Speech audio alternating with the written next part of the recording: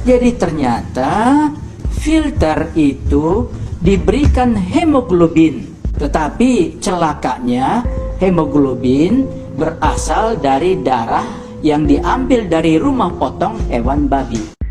Ketua Komisi Nasional Pengendalian Tembakau atau Komnas PT, Dr. Hakim Sarimuda Pohan mengungkapkan bahwa dalam filter rokok yang banyak digunakan di Indonesia terkandung bahan yang berasal dari darah babi.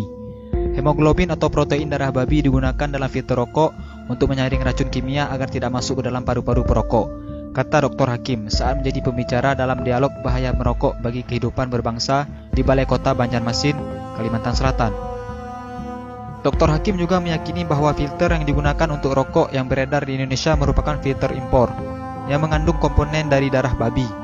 Menurutnya, semua itu diketahui setelah adanya pernyataan yang diungkapkan ahli dari Australia atau Profesor Kesehatan Masyarakat dari Universitas Sydney, Simon Chapman. Profesor Simon Chapman menyatakan itu merujuk pada penelitian di Belanda yang mengungkapkan bahwa 185 perusahaan berbeda menggunakan hemoglobin babi sebagai bahan pembuat filter rokok. Profesor di Australia memperingatkan kelompok agama tertentu terkait dugaan adanya kandungan sel darah babi pada filter rokok. Profesor Simon Chapman juga menyatakan sekali lagi bahwa itu merujuk pada penelitian di Belanda yang berhasil mengungkapkan bahwa 185 perusahaan berbeda menggunakan hemoglobin babi sebagai bahan pembuat filter rokok.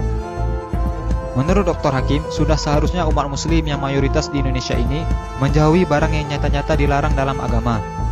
Bukan hanya kaum muslim, tetapi kaum Yahudi juga melarang pemanfaatan babi untuk keperluan seperti filter rokok ini. Kabar penting ini harus diberitahu kepada para perokok yang alergi terhadap fatwa haram merokok. Sebuah penelitian ilmiah mengungkapkan bahwa dari sebuah bangkai babi ternyata bisa diolah menjadi 185 produk, diantaranya adalah untuk rokok.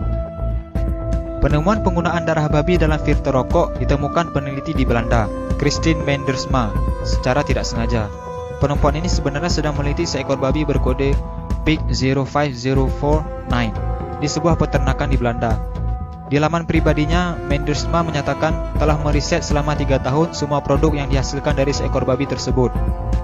Hasil riset tersebut kemudian dibukukan, lengkap dengan grafik dan gambar produk, kemudian dipamerkan dalam sebuah pameran.